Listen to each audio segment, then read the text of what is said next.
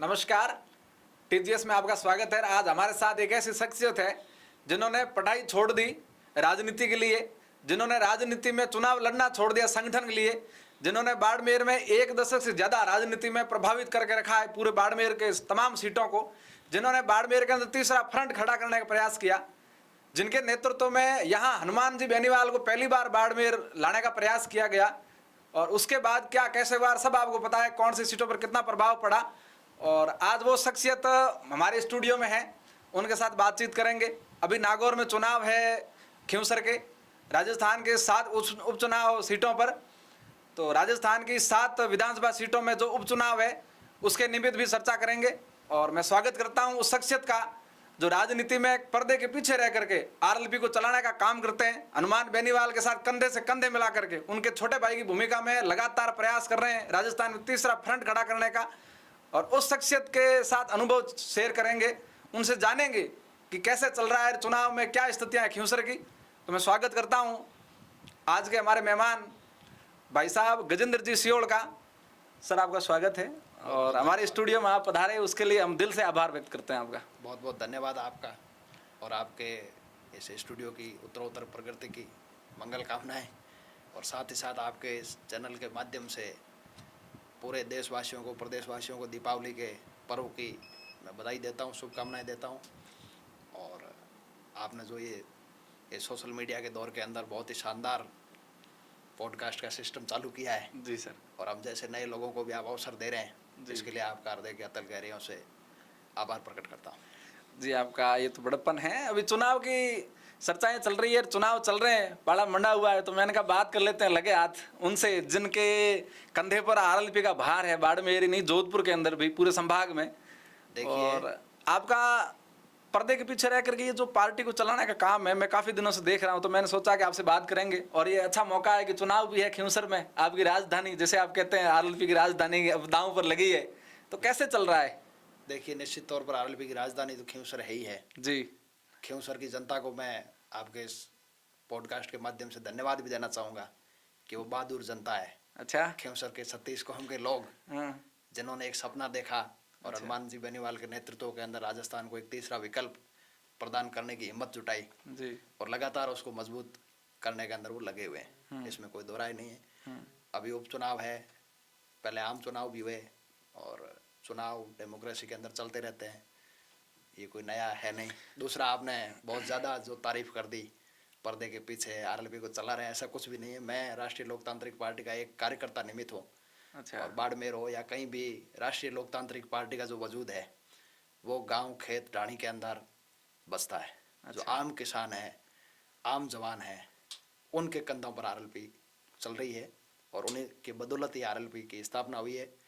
और हनुमान जी बेनीवाल और कार्यकर्ताओं के और अन्य जो हमारे नेता, उन सब की पूरी टीम का संघर्ष और राजस्थान के आम आवाम जो कहीं न कहीं ये महसूस कर रहे हैं राष्ट्रीय पार्टियों से ठगे हुए अपने आप को। अच्छा।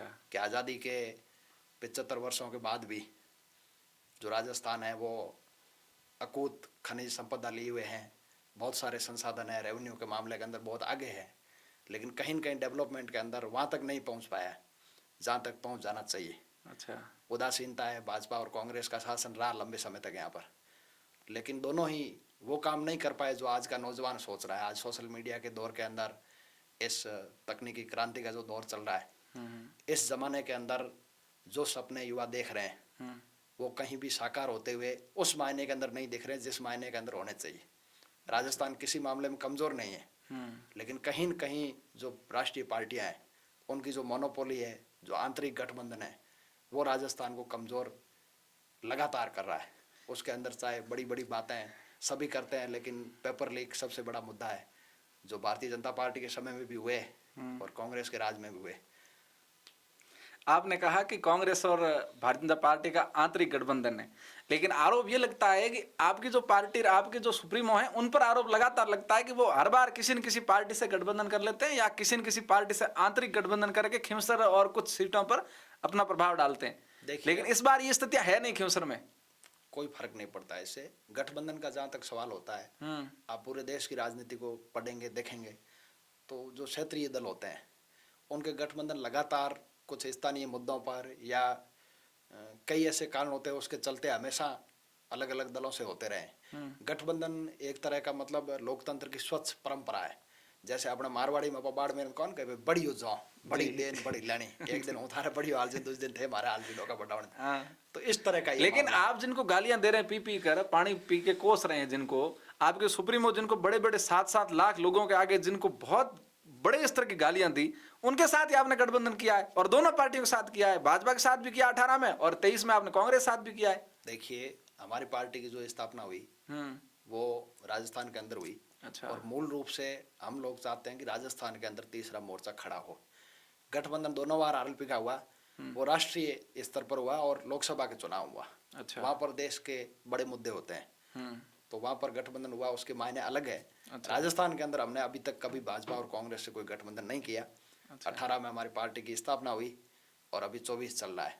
6 साल से जो संघर्ष राष्ट्रीय लोकतांत्रिक पार्टी कर रही है, वो भारतीय जनता पार्टी और कांग्रेस दोनों के खिलाफ कर रही है। किसी भी राजस्थान के आम चुनाव में कोई तरह का गठबंधन हमने भाजपा या कांग्रेस से नहीं किया। ये बात तो सही है कि आपने राजस्थान में नहीं किया, लेकिन आजकल आप कह रहे हो कि संघर्ष चल रहा है हमारा, पर अभी जो आपके कार्यकर्ताओं कंधे झुके झुके से लग रहे हैं कि ये जो चुनाव गए ना 2023 के, इसके बाद आपके पास सिर्फ एक खिंवसर रहा, उसके अलावा सारी सीटें आप हार गए। ये बात सही है कि आशा अनुरूप परिणाम नहीं आते हैं तो निश्चित तौर पर कार्यकर्ता थोड़े निराश होते हैं, वो चाहे किसी भी राजनीतिक दल के हो। सही बात। लेकिन राष्ट्रीय लोकतांत्रिक पार्टी के पास युवाओं की बहुत बड़ी फौज है और नौजवान कभी हिम्मत नहीं हारता। छोटी मोटी उतार चढ़ाव ये तो आते रहते हैं। हाँ, वो तो है। जीवन के अंदर व्यक्ति के जीवन में भी आते हैं, राजनीतिक पार्टियों के जीवन में भी आते हैं। आज से पहले भी राजस्थान के अंदर थर्ड फ्रंट को लेकर के कई प्रयास हुए, लेकिन उन सब को देखें तो राष्ट्रीय लोकतांत्रिक पार्टी ने क्षेत्रीय दल के रूप में यहाँ उपस्थिति दर्ज कराई है और अभी 2029 तक तो क्षेत्रीय दल के रूप में राष्ट्रीय लोकतांत्रिक पार्टी की मान्यता राजस्थान में है ही है। और अब जो उपचुनाव है तो खिंवसर के अंदर आपका कहना गठबंधन नहीं हुआ, तो कांग्रेस का तो वहाँ ज़्यादा वैसे कुछ रहा भी नहीं। 2008 के बाद आप देखेंगे तो एक बार ये सवाई सिंह जी चौधरी 2000 में कांग्रेस से लड़े थे 18 में, सवाई सिंह जी 18, तो उस समय इनको डंके वोट मिले थे। पहले ये बीजेपी में थे, चुनाव के समय 18 में कांग्रेस में आ गए, फिर ये बीजेपी में चले गए। अब तो इनकी धर्मपत्नी जी को टिकट मिली, उससे 1 घंटा पहले ये बीजेपी छोड़ के कांग्रेस में इन्होंने सदस्यता ग्रहण करी। तो खिंवसर एक ऐसा क्षेत्र है जो कॉन्स्टिट्यूंसी 2008 में बनी, उसके बाद से आज तक लगातार हनुमान बेनीवाल जी वहाँ से चुनाव जीत रहे हैं। एक बार उपचुनाव में नारायण बेनीवाल जी भी जीते और अब कनिका जी चुनाव लड़ रही है।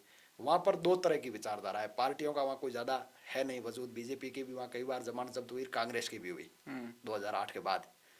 तो वहाँ एक लोग वो है जो शोषण से मुक्ति चाहते हैं, जो भाजपा कांग्रेस दोनों के खिलाफ डट करके मुकाबला करना चाहते हैं। ऐसी विचारधारा के जो लोग हैं 36 कौम के, वो तो हनुमान जी के साथ है। और जो लोग सामंतशाही को पसंद करते हैं, पुरानी जो सड़ी गली व्यवस्था उसको पसंद करते हैं, वो एक धड़ा है, वो फिर बीजेपी कांग्रेस सारे ही दल होकर के एक साइड में होता है। तो आमने सामने सीधी फाइट है इस बार भारतीय जनता पार्टी और आरएलपी का ही मुकाबला। ज्योति मिर्धा ने बयान दिया नामांकन सभा में डांगा साहब की कि इस बार मामला आमने सामने का है और उन्होंने कहा कि इस बार बकरी फाटे में आयोड़ी है। देखो, ज्योति मिर्धा जी बयान बहुत समय से दे रहे हैं, कोई आज से नहीं दे रहे हैं। उनके बयानों से अगर जनता प्रभावित होती तो वो लोकसभा चुनाव जीत जाती। अच्छा। वो विधानसभा चुनाव जीत जाते। उसमें तो आप गठबंधन करके बयान तो कोई गठबंधन करके एक बार उससे गठबंधन करके हरा दिया, एक बार कांग्रेस से गठबंधन करके हरा दिया। विधानसभा का चुनाव तो वो लड़ रही थी अकेले, हमारा कोई गठबंधन नहीं था, फिर भी नहीं जीत पाई ना, जनता ने उनको नकार दिया। 2009 में जरूर वो एक बार सांसद का चुनाव जीती है, तो उस समय हनुमान जी ने भी उनका सहयोग किया था। और फिर 2014 में हनुमान ये बात हनुमान जी कहते हैं कि मैं नहीं जिताया इसको, एक बार ज्योति जीती है तो इनको मैं नहीं जिताया। क्या ये सच है कि नहीं देते तो नहीं जीतते उस चुनाव हनुमान जी ने क्या भूमिका निभाई? हनुमान जी इनके साथ ही थे, भूमिका क्या निभाई। वो 2008 में बीजेपी चुनाव जीते थे हनुमान जी, तो फिर कांग्रेस के साथ कैसे रहे? फिर बीजेपी ने उनको निष्कासित कर दिया था, बगावत हो गई थी वसुंधरा जी, तुरंत ही हो गई थी लोकसभा चुनाव से पहले ही। अच्छा। तो फिर वो बीजेपी से तो वो निष्कासित हो ही गए थे, तो बाहर से उन्होंने कांग्रेस का सपोर्ट किया और ज्योति मिर्धा चुनाव जीती उस समय। फिर उनका सीधा सीधा यही था कि बीजेपी निष्कासित करा तो बीजेपी को हराना एकमात्र मकसद था। और कांग्रेस से ज्योति मिर्धा जी आई तो उनके साथ रहे, जीत गए। फिर 2014 में हनुमान जी निर्दलीय चुनाव लड़े तो उस समय बीजेपी जीती, ज्योति मिर्धा नहीं जीत पाई। और फिर ये बीजेपी से कांग्रेस से बीजेपी में आ गए और बीजेपी में आकर के लड़ लिया, विधानसभा का लड़ लिया, लोकसभा का लड़ लिया। हम्म। और इतना ही वो दावे कर रहे हैं तो खुद लड़ लेते चुनाव खींवसर से, मना कौन कर रहा था? नहीं, उनकी खींवसर पार्टी से ने लड़ने पूछा। के लिए तो आप ही का साथी गया है ना, खिलाड़ी आप ही खेल का खेल चुका है, इसी मैदान का है। ठीक है, तो क्या दिक्कत है? हैं? अच्छी कैसे बात है। व्यक्ति है डांगा साहब? आप तो साथ रहे हैं ना। डांगा साहब कैसे व्यक्ति है, वैसी व्यक्तिगत टिप्पणी मैं कोई नहीं करूंगा। किसान आदमी है, लेकिन उनको आरएलपी ने बहुत कुछ दिया। अच्छा, वो लगातार आरोप तो ये लगा। वो सरपंच का चुनाव भी हार रहे थे, उसके बावजूद आरएलपी ने मजबूती से उनका साथ दिया और उनकी धर्मपत्नी को मोडवा से प्रधान बनाया। अच्छा, तो उनको राजनीतिक रूप से खड़ा करने में आरएलपी की भूमिका है। वहाँ दुर्ग सिंह का बयान आया, कल मैं देख रहा था, उन्होंने कहा कि डांगा साहब 2 बार मेरे पास आए दोनों चुनाव में कि डांगा दुर्ग सिंह जी मार कांटो काटो, और मैंने पोतियो बंधायो। 2 बार चुनाव मैंने जिताया, मैं घर घर घुमा उनके लिए। हनुमान बेनीवाल ने कहा कि मैं इनके लिए घर घर घुमा, इनको मैंने पंचायत समिति सदस्य जिताया। अब ये उनका लोकल मामला है, उनसे ही पूछ सकते हैं, मुझे ज्यादा जानकारी नहीं है कब डांगा साहब गए दुर्ग सिंह जी के पास, नहीं गए इस पे वो तो खुला बयान है उनका, वो दे सकते हैं, वो तो उसका जवाब डांगा साहब ही दे सकते हैं अपन। और प्रधान में ये आरोप लगाया कि हनुमान जी ने मना कर दिया था कि डांगा साहब को प्रधान नहीं बनाएंगे। फिर कैसे बने तो आरएलपी के चिन्ह पर ही थे ना। फिर कोई ऐसा वापस मना कर देते फिर कैसे बनते, उनके पार्टी के चिन्ह नहीं, उन्होंने प्रयास तो किया। ये बातें सब अब जाने के बाद तो डांगा साहब ने क्यों छोड़ी आरएलपी?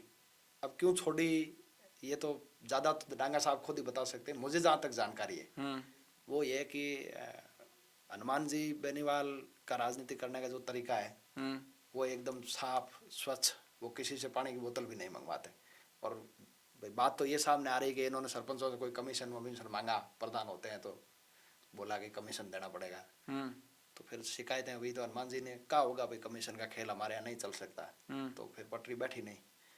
और फिर बीजेपी ने टिकट का लालच दिया तो इन्होंने सोचा मैं भी एमएलए बन जाऊं। आदमी आगे जैसे पहले सरपंच थे, फिर सरपंच भी 2 बार हारे हुए थे, फिर प्रधान बन गए, तो इनको भी लगा क्या पता भाई एमएलए बन जाए। एमएलए बनना तो हर आदमी चाहता ही।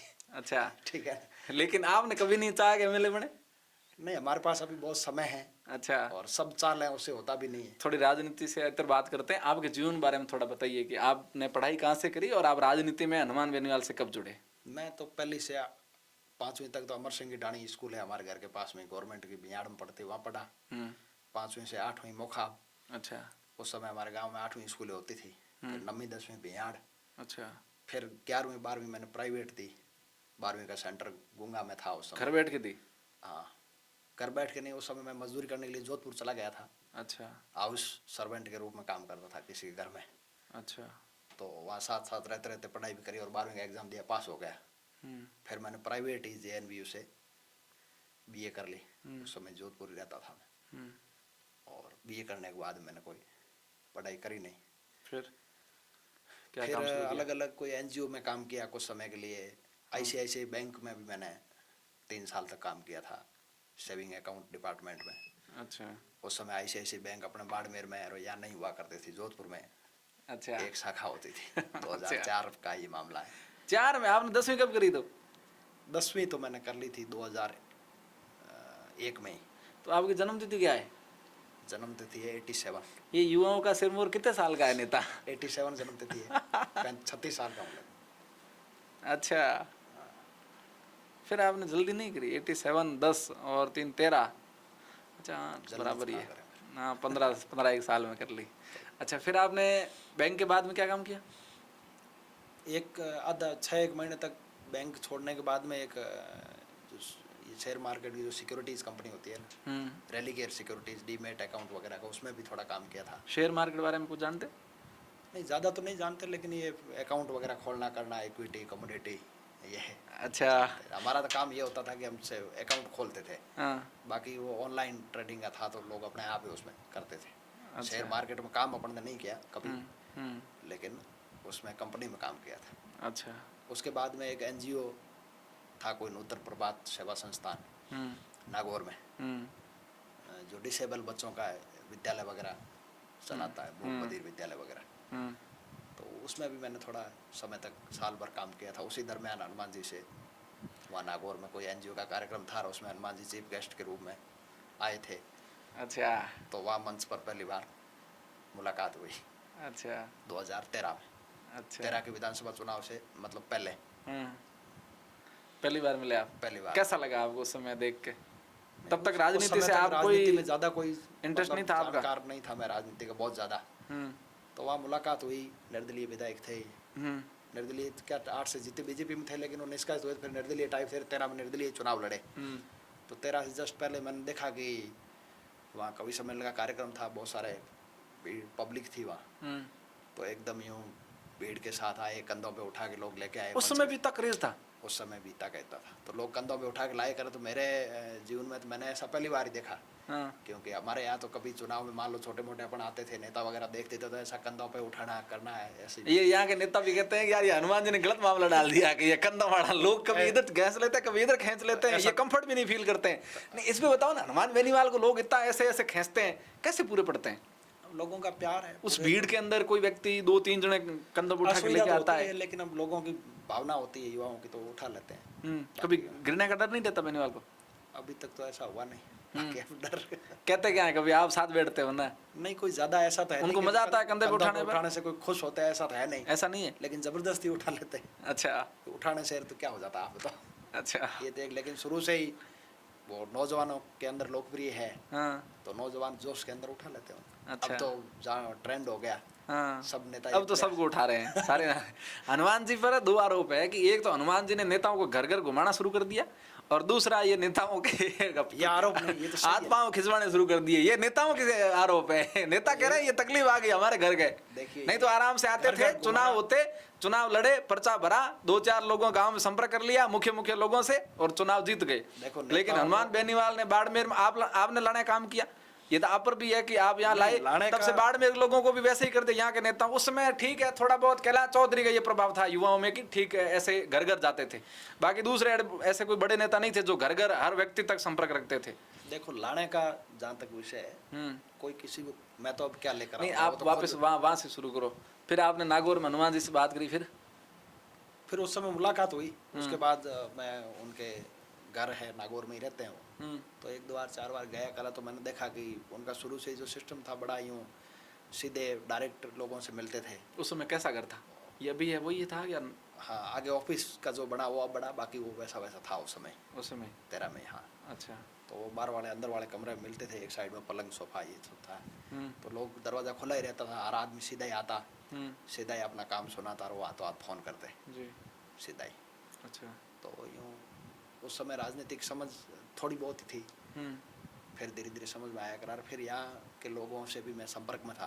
पहले बीच में मैंने एक कोई गंगानगर के पत्रकार थे राजेंद्र जी चौधरी, उनके साथ मिलकर के एक जाट समाज की किताब का प्रकाशन किया था बाड़मेर। तो उस समय हम लगभग 2-3 महीने यहाँ घूमे, तो मैन सब लोगों से हमारा थोड़ा संपर्क था।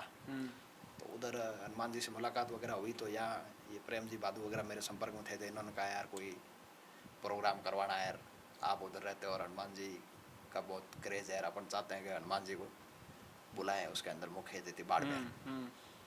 तो फिर मैंने बात करी, तो बोला आप रखो कार्यक्रम में आ जाऊँगा। अच्छा। फिर प्रेम जी वगैरह सबकी बात हुई कि 2014 में वो पहली बार यहाँ लोकसभा चुनाव के बाद में आए थे। टाउन हॉल के अंदर एक कार्यक्रम था, जाट समाज का प्रतिभा सम्मान समारोह। अच्छा। भंवरलाल जी डेलू उस समय IAS बने थे, और तो यहाँ मदन गौर जी वगैरह सब लोग मंच पर थे। अच्छा कार्यक्रम हुआ, यहाँ के लोगों ने खूब मान सम्मान स्वागत किया। चौटन चौराहे से होके पूरा जुलूस निकाल के वहाँ टाउन हॉल के अंदर गए, कार्यक्रम वगैरह अच्छा हुआ। अच्छा। जोगाराम जी जाखड़ जो है कैम्ब्रिज वाले हैं, ये लखाराम जी लेगा, प्रेम जी वगैरह सारे लोग, और भी बहुत सारे लोग थे।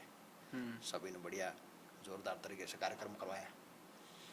उसके बाद तो फिर आना जाना उनका कई बार वो आए। 15 में आई स्कूल मैदान के अंदर शहीदों का जागरण का बड़ा कार्यक्रम था, बहुत ज़बरदस्त गैदरिंग थी। फिर उंडू कश्मीर मंदिर पर मेला था, उस समय भी आए। और उसके बाद कई कार्यक्रमों में आने जाने। लेकिन मेन कारण तो आप ही हो ना यहाँ, नहीं, हनुमान जी के बाड़मेर आने का कारण तो एक कड़ी तो आप भी हो इसमें। मैं नहीं होता तो कोई और हो जाता वो तो। हाँ, ऐसे तो कुछ भी हो सकता था, लेकिन अभी तो प्रेजेंट में आप ही हो। तो फिर हनुमान जी ने संघर्ष किया, पार्टी बनाने का विचार कहाँ से आया? हनुमान जी की विचारधारा जब हम मिले थे, शुरू से ही उनकी मतलब एडजस्टमेंट कांग्रेस बीजेपी में कहीं बैठने लायक था नहीं।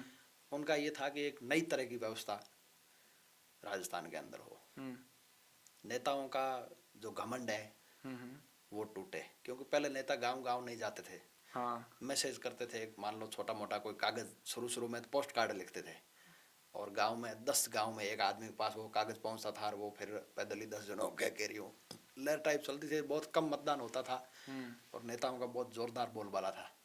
लोग नेताओं के बराबर नहीं बैठते थे। अभी भी बहुत सारे नेता ऐसे हैं जो खुद ऊपर बैठते हैं, लोगों को नीचा बैठाते हैं। और अब तो फिर 5 सालों में पिछले में कम हुआ है। इससे पहले तो बहुत आतंक था, लोग सर्किट हाउस वगैरह जाते थे तो बाउंड्री से भी बाहर जूते खोल के, फिर मतलब बाहर यूँ रोड के किनारे लाइन लगा खड़े रहते थे। फिर नेताजी आते थे तो गाड़ी के अंदर ही कागज, वो गाड़ी ले लेता था, मतलब नेताओं से मिलने ही नहीं देता था। अच्छा। कागज लेकर के सीधे गाड़ी में बैठ के रवाना। किसी की मजाल हिम्मत नहीं होती थी कि सीधा जाके किसी से कोई बात कर ले। अच्छा। आम आदमी तो बिल्कुल भी नहीं।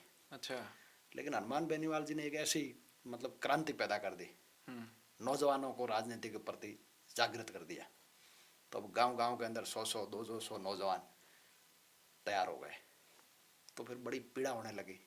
पुराने जो जमे हुए सरपंच है, 2-2 3-3 पीढ़ी से बन रहे हैं, या जो पुराने नेता है, उनको कहीं न कहीं ये डर अंदर ही अंदर बैठा कि यार ये नया, नहीं तो क्या 2 होते थे, 2 पक्ष होते थे, 2 आपस में साठ-गांठ हो जाती थी आराम से। अच्छा। आपस में रिश्तेदारी कर लेते थे। एक बीजेपी का सपोर्टेड होता था, एक कांग्रेस का, और आपस में सगे हो जाते थे। अच्छा। और फिर काम चलता रहता था। चुनाव होता, थोड़े दिन आमने सामने रहते, बाद में दोनों एक ही है। एक हार जाता और एक जीत जाता, लेकिन उन दोनों की मोनोपोली रहती थी। अब ये नया जो हो गया ना, तो इससे बहुत लोगों को तकलीफ हो रही है। तकलीफ उन्हीं को हो रही है जो स्थापित लोग हैं। नए लोग तो ये चाहते हैं कि वास्तव में कुछ नया होना चाहिए, क्योंकि बदलाव समय की मांग होती है, और समय के साथ यदि बदलाव होता है तो वो शुभ होता है, होना भी चाहिए। तो इसी भावना के साथ हनुमान जी ने संघर्ष चालू किया। उनके जो मुद्दे थे, किसान कर्ज माफी, टोल मुक्त राजस्थान, फ्री बिजली, ऐसे मुद्दे थे जो प्रत्येक आदमी से सीधा जुड़ाव रखते थे, 36 कौम के लोगों को प्रभावित करने वाले थे। तो खूब उनको समर्थन मिला। बाड़मेर जिले के अंदर वो नागौर से आकर के बाड़मेर में उन्होंने रैली करी। करीब 20-25 दिन वो यहाँ रहे। अच्छा। तो आज भी बाड़मेर जिले में शायद ऐसा कोई नेता नहीं है, जितने गाँव के अंदर वो गए, कोई नहीं गया एक साथ। अच्छा। मतलब सुबह 7 बजे शुरू होकर के रात 3-3 बजे तक। यहीं पे पूछ लेते हैं, इतना ताकत कहाँ से लाते हैं नेताजी? उनके अंदर एक जुनून है, ताकत। तो वो नौजवान है और अष्टपुष्ट है, ठीक है ना, तो ताकत तो उनके अंदर है ही। शुरू से ही उनका जीवन संघर्ष से भरा हुआ रहा।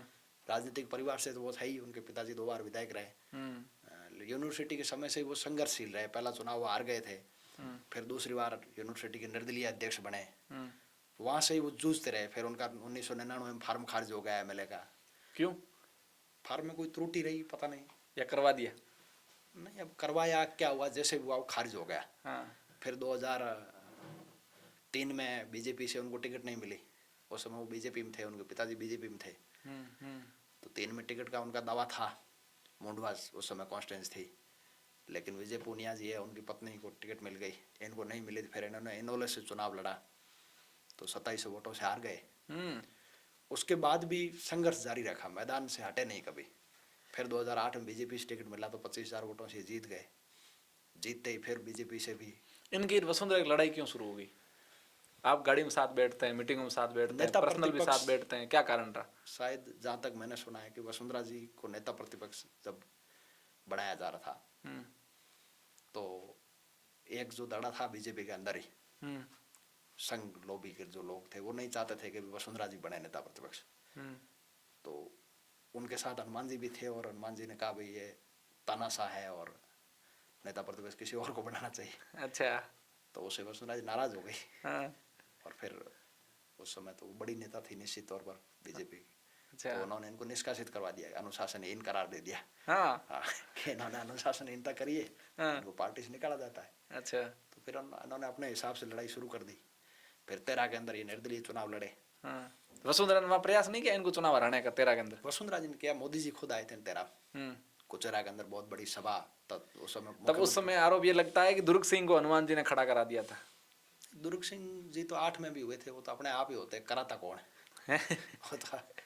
कराने से कोई खड़ा 8 में तभी तो उनका फायदा हुआ है, कराने से तभी हनुमान जी जीते। नहीं, कराने तो 3 में जीत जाते, खड़ा करने से होते तो अभी हो जाते ना।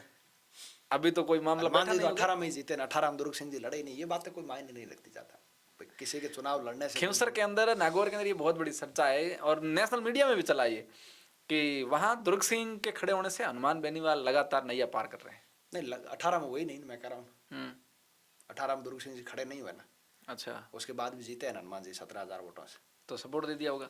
नहीं सपोर्ट तो कहाँ दिया, कभी नहीं दिया। दुर्ग सिंह जी हनुमान जी के साथ तो कभी रहे ही नहीं। अच्छा, तो बीजेपी कांग्रेस तो आरोप लगाने वाले कौन लोग हैं? आरोप लगाने वाले तो वो लोग हैं जो कहीं न कहीं हनुमान जी की जो ताकत है, संघर्ष है, उसको पचा नहीं पा रहे हैं। और तो क्या करेंगे। हनुमान जी ने एक बात कही थी मंचों पर कि भूत और भूतनी को बोतल में डालेंगे, गहलोत और वसुंधरा को। इनके खिलाफ पता नहीं क्या क्या बोला है हनुमान जी ने, और आप लोगों ने बहुत जहर उगला है, बहुत बढ़िया सा बोला है दोनों पार्टियों के लिए। लेकिन समय समय पर आप सॉफ्ट कॉर्नर लेते रहे हैं। नहीं। जब भी जरूरत होती है तब गहलोत खिलाफ भी, वो तो गहलोत के बेटे का प्रचार करने चले गए बेनीवाल गहलोत के साहब, बेटे को तो हराया भी था, ठीक है। दोबारा प्रचार करने भी गए। वो गठबंधन का धर्म निभाना पड़ा। बाकी भूत और भूतनी को बोतल में डालने वाली बात तो तब हो जब सत्ता हमारे कहीं आए। नहीं, सत्ता आएगी तो कैसे? आपका सीट सत्ता तो आएगी एक है कैसे? आप लड़ते ही नहीं है सत्ता के लिए, आप लड़ते ही 60 65 70 80 के लिए है। नहीं वो तो देखो आप इतनी सीटों पर लड़ते हैं, आपकी पार्टी जब 200 सीट चुनाव ही नहीं लड़ेगी तो सत्ता कहां से आएगी? 200 सीट पर चुनाव लड़ने के लिए बहुत ताकत चाहिए, बहुत संसाधन चाहिए। लेकिन हाँ, ठीक है ना, संसाधन ताकत इसके लिए आपका सुप्रीमो ये कहता है इतना अपने पास नहीं है तो उसमें समय लगेगा। एक साथ 200 सीटों पर चुनाव लड़ने से कुछ नहीं हो जाता, ठीक है ना। अपने पास जितनी क्षमता होगी उतना ही काम अपन करेंगे। नहीं, तो बेनीवाल साहब ये कहता है कि अब मेरी भी उम्र हो रही है, ज्यादा मैं भी संघर्ष नहीं कर पाऊंगा अपने लिए, मेरे पास भी समय बीतता जा रहा है। अब तो उन्होंने हथियार डालने शुरू कर दिए। नहीं अभी हथियार तो उन्होंने नहीं डाले, लेकिन अब वो तो जनता को देखना है। अगर जनता चाहती नहीं है तो बेनीवाल साहब को तो क्या जरूरत है। जनता क्यों नहीं चाहे? वो तो जनता क्यों नहीं चाहे उसके तो कई कारण है। क्योंकि मीडिया है, दूसरे पुराने जो स्थापित नेता है, बड़ी पार्टियां हैं, उनके सामने जनता को, पूरी जनता को जागरूक करना, जनता को ये चीजें समझ में आना, उसमें समय तो हर चीज में लगता ही है। बीच में लोग नेता है जो भ्रमित कर देते हैं। मीडिया में बात ये भी चली थी कि हनुमान बेनीवाल के पास सबसे बड़ी बात ये चली थी कि हनुमान बेनीवाल ने अपने जैसा कोई नेता तैयार करा नहीं, पीछे उत्तराधिकारी। क्या कोई है आपकी पार्टी में जो हनुमान बेनीवाल के ना होते हुए भी संगठन को चला सके? उत्तराधिकारी तैयार करने का समय अभी आगे है, लेकिन नए नेता तैयार करने में हनुमान जी ने कोई कसर नहीं छोड़ी। कहाँ नए नेता? सारे छोड़ के चले गए आपको? तो चले गए होंगे, वो रोकना तो किसी के वश में नहीं, लेकिन तैयार करने में कोई कमी नहीं है। इसी बात पूछ लेते हैं, उदाराम जी मेघवाल ने आरएलपी क्यों छोड़ी? ये छोड़ने वाला सवाल तो बहुत है आज। विशेष कोई कारण मुझे नजर नहीं आता। हाँ। हालांकि उनके कोई रिश्तेदार थानेदार थे जोधपुर के अंदर, उदाराम जी के। अच्छा। उन्होंने कोई एनकाउंटर किया था लवली कंडारा का, तो वहाँ फेक एनकाउंटर है ऐसे आरोप लगे थे। ये मांग उठी थी कि भाई इसके अंदर सीबीआई जांच होनी चाहिए। तो परिजन वहाँ आंदोलन थे, उस आंदोलन के अंदर हनुमान जी भी भाग लेने गए थे। तो उदाराम जी ये चाहते थे कि भाई मेरा रिश्तेदार है इसलिए हनुमान जी वहाँ जाए नहीं। अच्छा। तो इन्होंने प्रेशर बढ़ाने की कोशिश की, लेकिन हनुमान बेनीवाल ऐसे व्यक्ति है कि वो किसी के दबाव में नहीं आते। अच्छा। उनको जहाँ जाना है वहाँ तो वो जाएंगे, चाहे मुख्यमंत्री प्रधानमंत्री कहते तो भी वो नहीं रहते। और इन्होंने कहीं न कहीं छोटा मोटा रहा है शुरू से ही। तो इन्होंने कहा कि आप वहाँ जाओगे नहीं, जाओगे तो मैं पार्टी छोड़ दूंगा। उसके बावजूद भी वो चले गए। उसके बाद इन्होंने कोई सोशल मीडिया पर उनके खिलाफ लिखा। अच्छा। तो नोटिस दिया इनको। नोटिस दिया तो अभी ये कह रहे हैं मेरे को नोटिस दे दिया इसलिए मैंने। मेरे स्टूडियो में आए थे, मैंने पूछा कि आपने संगठन क्यों छोड़ा बेनीवाल साहब का, तो उन्होंने कहा कि मुझे नोटिस दे दिया और नोटिस के दबाव में उदाराम मेघवाल आज तो कभी काम किया नहीं। ऐसा है कि अगर आप पार्टी में रहेंगे किसी भी राजनीतिक दल में, तो वहाँ अनुशासन का डंडा तो रहता ही रहता है। पार्टियां तो नोटिस देगी। जो आदमी ये समझता है कि मैं पार्टी से बड़ा हूँ, तो फिर उनको या तो खुद की पार्टी बना लेनी चाहिए या वो निर्दलीय चुनाव लड़े, जो भी उनकी है।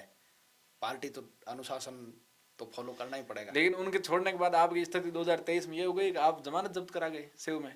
जमानत जब्त तो आपके पास कैंडिडेट नहीं था, आप तो भाजपा से कैंडिडेट को लेके आए। क्या फर्क पड़ता जमानत? भाजपा की सदस्यता वाले कैंडिडेट को आपने टिकट दी, उन्होंने सदस्यता भी नहीं छोड़ी थी उस तक। लेकिन हमारे लिए यही बड़ी बात है ना कि भारतीय जनता पार्टी के बाड़मेर के कैंडिडेट से हम ज्यादा वोट लेके आ गए। हम तो उससे ही खुश हैं। यहाँ आपका कैंडिडेट भी तो था ना बाड़मेर में। बहुत बड़ी बात नहीं, हमारा कैंडिडेट नहीं था, उसको हमने निष्कासित कर दिया था पहले ही। निष्कासित कैसे? आपको जब मर्जी टिकट दे दो, जब मर्जी जिसको निष्कासित कर दो, ऐसे थोड़ी चलेगा। पार्टी तो चाहे जो कर सकती है, चलेगा क्यों नहीं? पार्टी अपना हित देख के कर रही फिर तो नहीं, ये तो पार्टी का हित। तभी तो कार्यकर्ता छोड़ के जा रहे हैं कि आप जब जरूरत पड़ती है चुनाव लड़ना, कार्यकर्ता मजबूत होता है, तब आप उसको निष्कासित कर देते हैं या आप उसके खिलाफ कोई कार्रवाई कर देते हैं। ये नाम मात्र की बात है, ऐसा कुछ होता नहीं है। कार्रवाई वगैरह भी करनी। उसके बाद छोड़ने की कड़ी लगातार ये भी चली बाड़मेर के बड़े नेता आपके ही साथी उमेद राम जी बेनीवाल ने भी आपकी पार्टी को छोड़ दिया और आज स्थिति ये है कि नागौर के अंदर उमेद राम बेनीवाल कांग्रेस का प्रचार करेंगे। हनुमान जी बेनीवाल के धर्मपत्नी जी के खिलाफ मैदान में उतर रहे हैं वो कांग्रेस प्रत्याशी के लिए। देखिए ऐसा है, वो जिस पार्टी में रहेंगे उसका प्रचार करेंगे, ये तो स्वाभाविक बात है। और जहाँ तक उनकी पार्टी छोड़ने की बात है तो उन्होंने निजी स्वार्थ के चलते छोड़ी। लेकिन उन्होंने छोड़ी, उसके साथ आप लोगों ने उनका साथ भी तो दिया ना। आरएलपी के तमाम कार्यकर्ताओं ने इस लोकसभा चुनाव में उनके साथ खड़े रहे। देखो मैं तो नहीं रहा, और जो रहे उनका यहीं पे आपसे पहले ही बता दिया था कि भाई रहे। हाँ। उनका ये था कि एक तो इमोशनल एक जुड़ाव भी था, क्योंकि 2 चुनाव वो आरएलपी से लड़े। हाँ।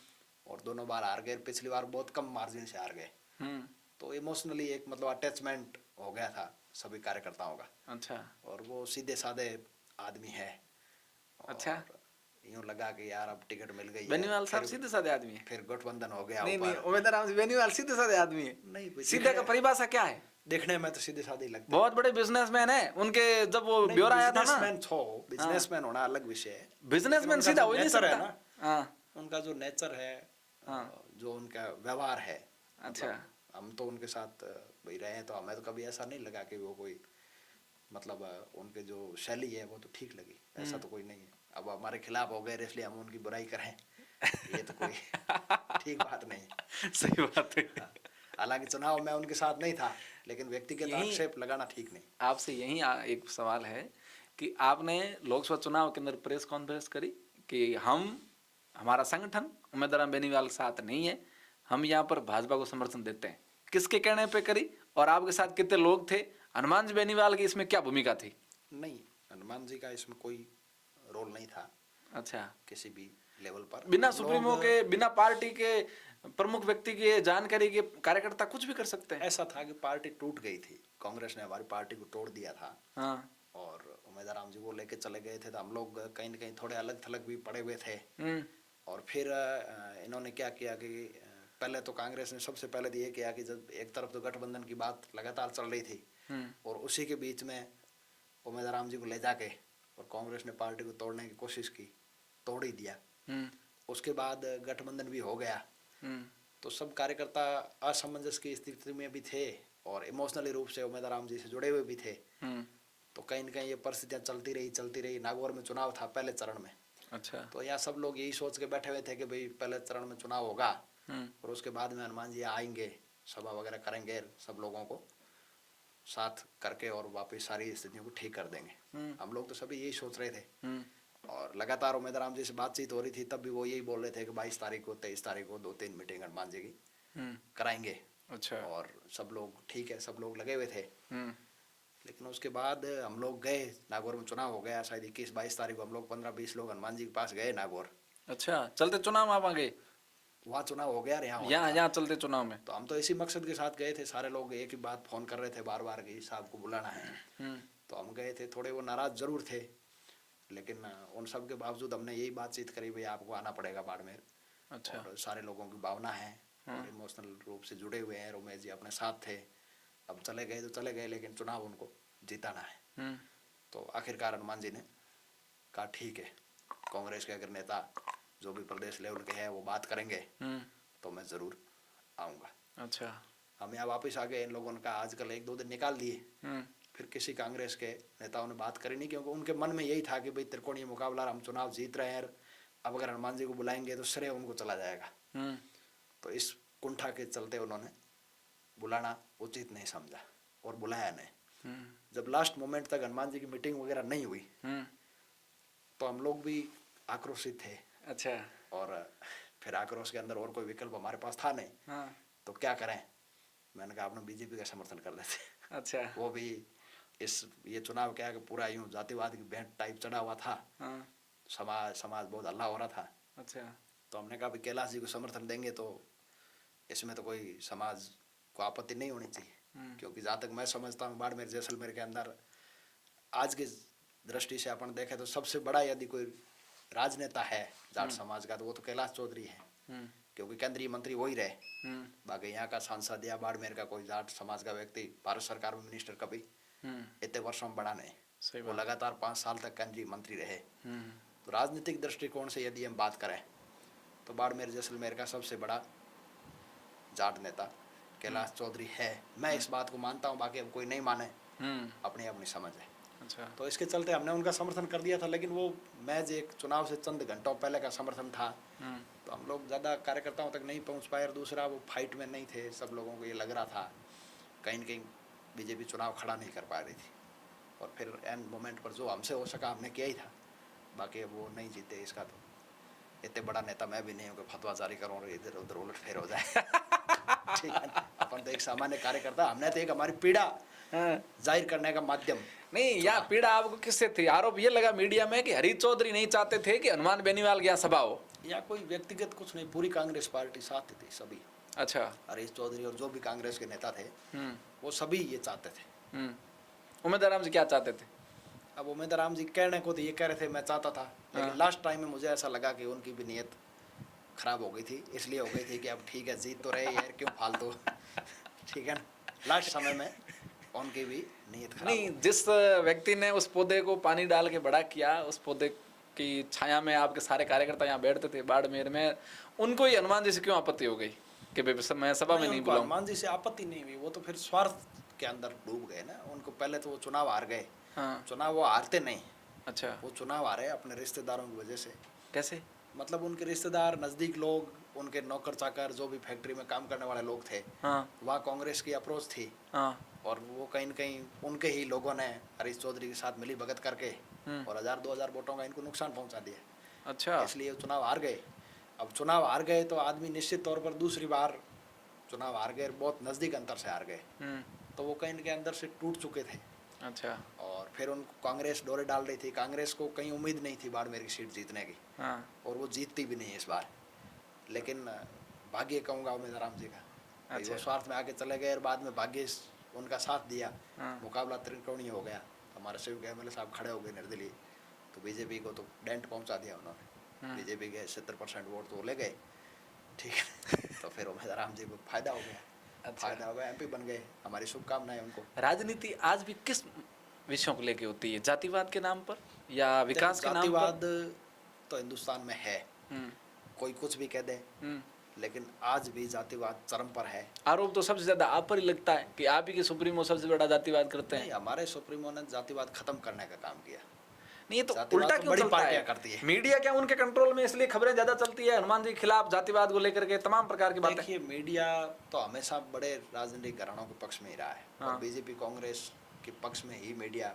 हमारे पक्ष में तो मीडिया एकदम से कहाँ से आ जाएगा? अच्छा भाई, नहीं, वो दिखाते तो बहुत है हनुमान बेनीवाल की, या तो फैन फॉलोइंग इसलिए मीडिया दिखाती वो है। तो सोशल मीडिया का दौर है, इसलिए उनको लगता है कि, लेकिन जहाँ अंतिम मौका आता है वहाँ कहीं न कहीं वो बड़ी पार्टियों के साथ खड़े रहेंगे। अच्छा। क्योंकि बड़े मीडिया घराने हैं तो बड़ी पार्टियां ही उनको फाइनेंस कर पाती है। हनुमान जी तो आम किसान के बेटे हैं, उन्होंने पार्टी 18 में बनाई है, 5-6 संघर्ष में समय चला गया। और मीडिया भी आजकल इतना मीडिया हो गया कि आप सबको तो कैसे खुश रखोगे, क्या करोगे? कोई भी नहीं रख सकता। और मीडिया क्या करता है कि वही परोसता है जिससे ध्रुवीकरण हो जाए। ठीक है, और करते रहते हैं। बाकी जातिवाद, आपने आरएलपी पर्दे के पीछे रह के काम किया है, मीडिया कैसे काम करता है? आपकी तो बात होती रहती है। भाई ऐसा कोई हमारे सामने तो ऐसी कोई व्यक्तिगत तो कोई ऐसा मामला आया नहीं, इसलिए क्या कहेंगे। लेकिन कहीं न कहीं मोनोपोली तो सब जगह चलते ही चलते। अच्छा। और नया कोई किसान का बेटा अगर आगे आएगा तो उसको रोकने के लिए सारी ताकतें काम करती ही करती है। यूँ? पार्टियों के अंदर भी करती है। बड़ी राष्ट्रीय पार्टियां हैं, उनमें भी अगर नया व्यक्ति कोई प्रयास करता है तो टिकट कटवाने से लेकर के तमाम प्रयास होते आए हैं। ये कोई नई बात नहीं है। राष्ट्रीय लोकतांत्रिक पार्टी तो एकदम नई नवेली पार्टी है। इन्होंने तो कोई बड़े पुराने नेताओं को भी पार्टी में शामिल हनुमान जी ने नहीं किया। हनुमान जी का एक ही था कि हम नए नेता तैयार करेंगे और नए तरीके से चलेंगे। तो निश्चित तौर पर नए लोगों को मौका तो दिया ही है। आज मेरे जैसे एक आम गरीब किसान के बेटे को भी आपके साथ इंटरव्यू करने का अवसर मिल रहा, तो कहीं न कहीं उनका माध्यम तो हनुमान जी ही है। उन्होंने एक प्लेटफॉर्म दिया, हमारे को अवसर प्रदान किया, धरने प्रदर्शनों में भाषण दिए, फिर बड़ी बड़ी रैलियों में हमें बोलने का मौका मिला। आपने तो कहीं दुनियादारी सीखी। सबसे बड़ी कितनी हजार की संख्या को या कितने लाख की संख्या को संबोधित किया आपने?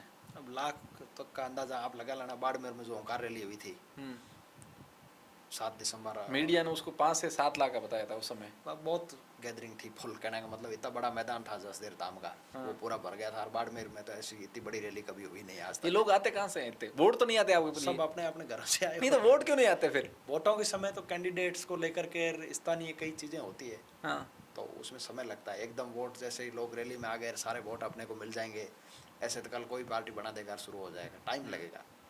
अभी लोग परख रहे हैं, देख रहे हैं, धीरे धीरे धीरे धीरे। सबसे पहले तो शुरुआत में क्या हुआ कि हनुमान जी के ऊपर बीजेपी कांग्रेस के लोगों ने जातिवाद का वो लगा दिया ठप्पा, हाँ, टैग लगा दिया कि ये जातिवाद है, जातिवाद है। तो हाँ। 5 साल तो हनुमान जी को जातिवाद का वो ठप्पा हटाने में ही लग गए, हम्म, क्योंकि लगातार हर जाति के लिए, हर मुद्दे को उठाने के लिए उन्होंने संघर्ष किया किया किया। धीरे धीरे जाकर के अब लोग ये मानने लगे हम्म, कि भाई नहीं, जातिवाद वाली बात में कोई ज़्यादा दम नहीं है। अच्छा। क्योंकि उनके जो मुद्दे थे, हम्म, भाई किसान कर्ज माफी का मामला हो, फ्री बिजली का, या टोल मुक्त, या राजस्थान राज्य को विशेष राज्य का दर्जा दिया जाए, तो इन सब में तो ये तो 36 कौम का ही है, कोई एक जाति का तो वहाँ भला होना है नहीं। किसान कर्ज माफी पर, इस मुद्दे पर आपने 2018 के बाद कितने आंदोलन किए हैं? लगातार ही कर रहे हैं। अभी भी हर भाषण में हनुमान जी आज ही कहते हैं। ये लोकसभा इस चुनाव में वापस आया है कर्ज माफी का मामला? उससे पहले हनुमान जी के भाषणों में कर्ज माफी को लेकर के अभी लोकसभा में लेटेस्ट जो सदन चला था शपथ ग्रहण के बाद, उसमें भी उन्होंने जब बोलने के उनका सब्जेक्ट था किसानों का, ऑल पार्टी मीटिंग हो या लोकसभा की कार्रवाई हो, हर बार वो कहती है। आज भी कह रहे हैं 16 लाख करोड़ का जो किसानों का कर्जा है वो माफ होना चाहिए। उसका आधार भी है। सरकारें ये कहती है कि पैसा नहीं है, लेकिन 16 लाख करोड़ रुपए बहुत ज़्यादा नहीं है। आपको ध्यान हो तो आप देख लेना, राज्यसभा के अंदर संजय यादव, जो वो अपने संजय सिंह जो आप पार्टी के राज्यसभा सांसद हैं, उन्होंने पूरा विस्तार पूर्वक बताया था कि देश की अभी की जो सरकार है, वर्तमान सरकार, मोदी सरकार, इन्होंने अरबों खरबों का कर्जा उद्योगपतियों का माफ किया। उन्होंने एक एक मतलब कंपनी का नाम ले करके आंकड़े बताए, तो उसके सामने तो 16 लाख करोड़ रुपए कुछ भी नहीं है। तो सरकार चाहे तो एक मिनट, सरकार क्यों नहीं करते फिर? क्या कारण है? सरकार, किसान की बात तो सारे लोग करते हैं। सरकार तो किसान विरोधी है। सरकारें ये चाहती है, बड़ी पार्टियां वो ये चाहती है कि किसान हमेशा कमजोर रहे। कारण क्या है? कारण यही है, उनकी राजनीतिक रोटी किसान को कमजोर करने का क्या कारण है? किसान को मजबूत अगर करना चाहते हैं तो अपने जोधपुर संभाग की अपन बात करें, बाड़मेर की बात करें, नागौर जोधपुर की बात करें, तो नहर का पानी यहाँ बहुत साल पहले आ जाता, 40 साल पहले। क्या दिक्कत थी, क्यों नहीं आया? कौन नहीं लाना चाह रहा था? सरकारें तो नहीं ला रही थी। अभी आ गया गुड़ामाली में नर्मदा का पानी। जैसलमेर के दौरों में उस समय इंदिरा गांधी नहर का पानी ले गए, जहाँ कोई उपयोगिता उस समय नहीं थी, अब तो हो रही है धीरे धीरे। तो उस समय वो नहर नागौर और जोधपुर और बाड़मेर में यहाँ आ जाती, तो आज यहाँ के किसान के बेटे भी जर्मनी और इंग्लैंड में पढ़ाई करने के लिए जाते। नहीं तो अब कहाँ से जाएंगे? वहाँ जाते हैं तो 1 करोड़ रुपए फीस लगती है साल की। अपना किसी किसान के पास तो है नहीं। और वहीं आप देख लो, जहाँ नहर आती है गंगानगर, हनुमानगढ़ या पंजाब की बात करो, तो जोधपुर नागौर की जो लाल मिट्टी है, वहाँ अगर नहर आ जाए, अच्छा, तो किसान तो खुशहाल हो जाएगा। और नहर लाने के अंदर कोई इतना पैसा नहीं लगता। पढ़े लिखे लोग, उनको सबको पता है। सरकारें तो पानी की तरह पैसा बहा रही है, ठीक है ना, लेकिन नहर क्यों नहीं ला रहे? कोई उसकी बात नहीं कर रहा है। सरकारें ये चाहती है कि जो 70% 65% आबादी है देश की या प्रदेश की, जो SC ST है, OBC है, ये जो खेती आधारित जो लोग हैं, वो हमेशा गरीब ही रहे, ताकि अपने एकाधिकार की ज़्यादा बात नहीं करे, ज़्यादा तंग नहीं करे, आराम से चुनाव होते रहे, हम आराम से राज करते रहे। लोग ज़्यादा सक्षम हो जाएंगे तो परेशान करेंगे, MLA के चुनाव में 50-50 लोग खड़े होने लग जाएंगे, तो ये बहुत बड़ी दिक्कत है। इसलिए वो चाहते नहीं है। अच्छा। हनुमान बेनीवाल जी ऐसे व्यक्ति है जो दिल से राजनीति करते हैं। अच्छा। और बाकी नेता दिमाग से राजनीति करते हैं। अच्छा। इसलिए दिल से राजनीति कर रहे हैं, इसलिए उनको बार बार नुकसान ही नुकसान हो रहा। फायदा अभी कहाँ हुआ? जितना वो संघर्ष कर रहे हैं उसका तो अभी 10% उनको नहीं मिला। लोग तो पहली बार MLA बन के मिनिस्टर बन जाते हैं और 5 साल में ही 500 करोड़ कमा के और विदेश जाते हैं, ऐश मौज करते हैं। ठीक है। हनुमान जी बेनीवाल को विदेश गए? नहीं, मैंने 13 के बाद तो शायद नहीं सुना। गए हूँ 13 के बाद, एक बार दुबई तो गए थे अभी। अच्छा। अभी जो चुनाव है ना नागौर और खिंवसर के, इस चुनाव की क्या स्थिति है? देखिए, चुनाव की स्थिति बहुत अच्छी है और हॉट सीट है, पूरे देश की नजरें हैं खिंवसर की सीट पर, क्योंकि कहीं न कहीं भारतीय जनता पार्टी और कांग्रेस के वो तमाम बड़े नेता जिनके आंख में हनुमान बेनीवाल खटक रहे हैं, वो सभी लगे हुए हैं कि भाई हम खिंवसर में कनिका जी बेनीवाल को हरा देंगे चुनाव। लेकिन उनके मंसूबे किसी भी स्तर पर कामयाब नहीं होने वाले हैं। उसका कारण है कि आप 2008 से लगातार देखेंगे तो खींवसर की जो जनता है वो बहुत मजबूत इरादों वाले लोग हैं। सरकारों को उन्होंने कई बार हराया और वहाँ कोई सरकार का प्रभाव पड़ने वाला है नहीं। और 100% मैं दावे के साथ कह सकता हूँ कि खींवसर की 36 कौम की जनता मिल करके और कनिका जी की बहुत बड़ी जीत दर्ज करेगी खींवसर के अंदर। खींवसर के अंदर हनुमान जी ने लगातार ये कहा कि मैं पूछ रहा हूँ जनता से कि टिकट किसको दें, मैं चाहता हूँ कि मेरे परिवार से बाहर किसी को टिकट दें। हनुमान जी ऐसा क्यों चाहते हैं कि अपने परिवार से बाहर किसी को टिकट दें? क्या परिवारवाद का आरोप लगे इससे डर रहे थे? देखिए, परिवारवाद के आरोप के तो अलग मायने होते हैं। परिवारवाद तो अब देश के अंदर ऐसे राजनीतिक घराने बैठे हैं, चाहे हरियाणा की बात करो, यूपी की बात करो, या बिहार की बात करो, या कहीं की भी बात करो, तो वो तो 5-5, 7-7 सीटों पर चुनाव लड़ते हैं। हनुमान जी पर परिवारवाद का आरोप लगने का कोई सवाल ही नहीं है। इसलिए नहीं है कि खींवसर उनकी परंपरागत सीट है, वो खुद वहाँ से विधायक थे और सांसद बने तब उन्होंने पत्नी को टिकट दिया। ऐसा था नहीं कि भाई परिवारवाद के आरोप तो जब लगते कि 23 में वो खुद भी चुनाव लड़ते, पत्नी को भी लड़ा देते, भाई को भी लड़ा देते, सब अपना ही अपना देखते, तो ऐसा भी कर सकते थे। अच्छा। तो मना तो कर नहीं रहा था, ठीक है ना। आम चुनाव में नारायण जी को चुनाव क्यों नहीं लड़ाया? नहीं लड़ाने का कोई नहीं था। नारायण जी खुद ही चाहते थे कि भाई इस बार का जो चुनाव है मैं समय दूंगा प्रचार में और अपन बाबू जी को खड़ा करें। हालांकि हनुमान जी ये चाहते थे कि मेघ सिंह जी गुजर जो है वो पुराने साथी है, मजबूत नेता है धरातलीय, अच्छा, तो उनको चुनाव लड़ाया जाए। लेकिन कहीं कहीं वो भी नहीं चाह रहे थे, जनता भी ये चाह रही थी कि भाई दूसरा जीतेगा नहीं साहब, आप ही लड़ो, आपके घर से ही लड़ो। कनिका जी सभाओं में 1-2 बार मैंने देखा उनको, बहुत सांस्कृतिक हिसाब से रहते हैं, मारवाड़ की वेशभूषा के हिसाब से रहते हैं, बहुत सुलझे हुए लगते हैं देखने में पर्सनैलिटी से। लेकिन उनके भाषण मैंने पहली बार देखे, इतने फराटादार बोल रहे हैं। ये ट्रेनिंग कहाँ से ली इन्होंने इतनी? भाषण के लिए इनके परिवार के बारे में, राजनीति के परिवार से भी नहीं है, सामान्य किसान परिवार से, पिताजी सरपंच तक का चुनाव लड़े हैं। भाषण के लिए ज़्यादा ट्रेनिंग लेने की जरूरत नहीं पड़ती। अच्छा, ऐसा कोई कोचिंग इंस्टीट्यूट नहीं है जहाँ जाकर के अपन भाषण सीखें और फिर भाषण दें। नहीं है, बहुत सारे हैं। उससे कोई ज़्यादा होता नहीं, वो भाषण ज़्यादा चलते नहीं। भाषण अब अपने आप ही सीखता आदमी। और पहले भले ही राजनीतिक घराने में नहीं होंगे ये, लेकिन 2008 से तो यहाँ है, तो लगातार घर में राजनीतिक माहौल तो है ही है। अच्छा, और भाषण सुनते रहते, देखते रहते, पढ़े लिखे हैं, तो आराम से। खींवसर में बात ये भी चलती है कि हनुमान जी बेनीवाल को चलाने का काम कनिका जी करते हैं। पूरा बेनीवाल की ये जो आरएल पार्टी है ना, इसको पर्दे के पीछे अगर कोई वास्तव में चलाता है तो कनिका जी बेनीवाल चलाते हैं। बहुत पढ़े लिखे और बहुत हनुमान बेनीवाल अच्छे फैसले लेते हैं। ये हनुमान बेनीवाल खुद बहुत पढ़े लिखे हैं, LLB LLM है, वो तो बहुत बिजी रहते हैं, ठीक है, उनके पास सोचने का समय ही नहीं है। सब सोच लेते हैं, वो तो साथ साथ चलाने का वहाँ उनको कोई नहीं चला सकता। अच्छा, वो खुद ही चलते हैं अपने हिसाब से, किसी सुनते सबकी है, लेकिन करते फिर ज्यादातर तो पब्लिक कहती वैसा ही करते, लेकिन उनका जो दिमाग है वो क्विक एकदम। तो इस बार भी ऐसा नहीं कर दिया कि पब्लिक को पूछा कि भाई आप कहो उसको टिकट दें, आप कहो तो मैं परिवार से बाहर दूं, आपको तो वहां से दूर, खुद का ही मन था कि खुद ही के मिसेज को ही टिकट दे दिया, द्रौपदी जी को ही। मेरी बात सुनो, मन होकर ऐसा क्या हो जाएगा? मान लो खुद तो अभी सांसद है ही, भाई ऐसा मान तो फिर परिवार से लड़ाने के ऐसे कहाँ? नहीं, परिवार से लड़ाने का तो ये है ना कि इतना कोई दिग्गज व्यक्ति होना भी जरूरी है, क्योंकि सामने सरकारें हैं, बड़ा मामला है। खींवसर कॉन्स्टिट्यूंसी बहुत बड़ी है, 3,02,90,000 के लगभग मतदाता है। एकदम नया आदमी चुनाव लड़ भी नहीं पाता, और फिर नए आदमी को देते हैं तो गुटबाजी का डर भी रहता है, क्योंकि बहुत सारे कार्यकर्ता है।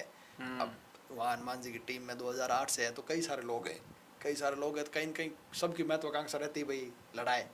मान लो किसी को देर, फिर बाकी वाले नाराज हो जाए, तो फिर डर रहता है। अच्छा। दूसरा, अभी आप जो कह रहे हो छोड़ के भागने वाला भी ट्रेंड चल रहा है, तो इसलिए सब लोगों की राय यही थी कि आप घर से ही, आप हनुमान जी ने भी जगह जगह नहीं जाना पड़े, आप ही सांसद और आप ही होंगे तो सारा आप, मतलब खींवसर की जनता हनुमान बेनीवाल से ही संतुष्ट है। अच्छा, हाँ, दूसरों को इतना वो एडजस्ट होता नहीं है, क्योंकि उनका कल्चर थोड़ा इस टाइप का है, मतलब हनुमान वो हनुमान जी से ही राजी होते हैं। हनुमान जी रात को 3 बजे जाएंगे तो गालियाँ भी बहुत देते हैं। नहीं, गालियाँ का तो ऐसा कुछ नहीं। वो गालियाँ सुनने की आदत पड़ गई है क्या उनको? ऐसा कोई पब्लिक को गालियाँ थोड़ी देते हैं। तो किसको देते हैं? अधिकारियों को?